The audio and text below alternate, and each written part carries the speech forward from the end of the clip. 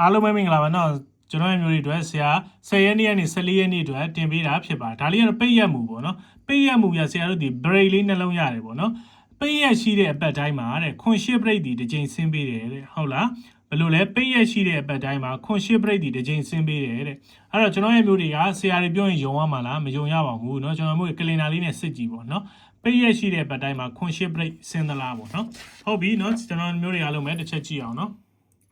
ကျွန်တော်ဒီမှာပိတ်ရက်ရှိတဲ့ခွန်ရှစ် break ဒီ9နှစ်လို့ဆင်းတယ်ဒီမှာပိတ်ရက်ရှိတဲ့ခွန်ရှစ် break ဒီ93လို့ဆင်းတယ်ဒီမှာပိတ်ရက်ရှိတဲ့ခွန်ရှစ် break ဒီ39ခွန်လို့ထွက်တယ်ဒီမှာပိတ်ရက်ရှိတဲ့ခွန်ရှစ် break ဒီ38လို့ထွက်တယ်ပိတ်ရက်ရှိတဲ့ခွန်ရှစ် break ဒီ99လို့ထွက်တယ်ပိတ်ရက်ရှိတဲ့ခွန်ရှစ် break ဒီ99လို့ထွက်တယ်ပိတ်ရက်ရှိတဲ့ခွန်ရှစ် break ဒီ25လို့ထွက်တယ်ပိတ်ရက်ရှိတဲ့ခွန်ရှစ် break ဒီ9လို့ထွက်တယ်ပိတ်ရက်ရှိတဲ့ခွန်ရှစ် break ဒီ9နှစ်လို့ထွက်တယ်ပိတ်ရက်ရှိတဲ့ခွန်ရှစ် break ဒီ25လို့ထွက်တယ်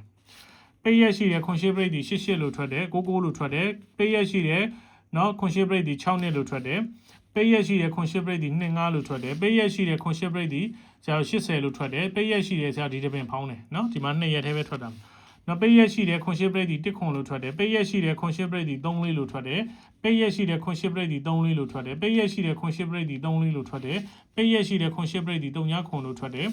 နော်ပိတ်ရက်ရှိတဲ့ဒီတစ်ပင်ဖောင်းတယ်ပေါ့နော်အဲ့ဒါပြီးရင်ကျွန်တော်မျိုးတွေအားလုံးပဲပိတ်ရက်ရှိတဲ့ခွန်ရှစ် break ဒီ1ခွန်16လို့ထွက်တယ်အဲ့ဒီလိုပဲဆရာတို့ခုဒီမှာလည်းပဲပိတ်ရက်ရှိတယ်ဆရာတို့ဒီမှာထိုးရမှာဒီခွန်ရှစ် break ထိုးရင်တစ်ချိန်စာပေါက်သီးသေးချပေါက်ရမှာဖြစ်ပါတယ်ဟုတ်လားသူ့ရဲ့မှန်ကန်မှုနေထားသည်ကျွန်တော်ရဲ့မျိုးတွေအားလုံးလည်းเนาะဒီမှာကလင်နာတစ်ပြင်လုံးမှာ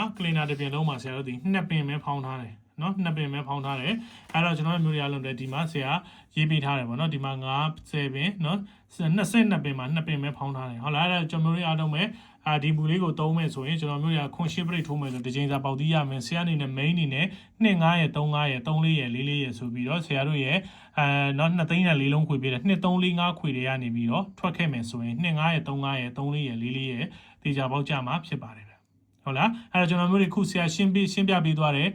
ပိတ်ရက်မူလေးကျွန်တော်မျိုးနားလဲလားနားလဲတယ်ဆိုဆရာရဲ့ comment အောက်မှာနားလဲတယ်ပဲဖြစ်ဖြစ် yes ပဲဖြစ်ဖြစ် fine ပဲဖြစ်မှတ်ငယ်ပေးပါဗျာနော်ဆုံးဖြတ်ချက်မချခင်ကိုယ်တိုင် research လုပ်ပြီးတော့ risk ကိုတေချာခန့်ခွဲပြီး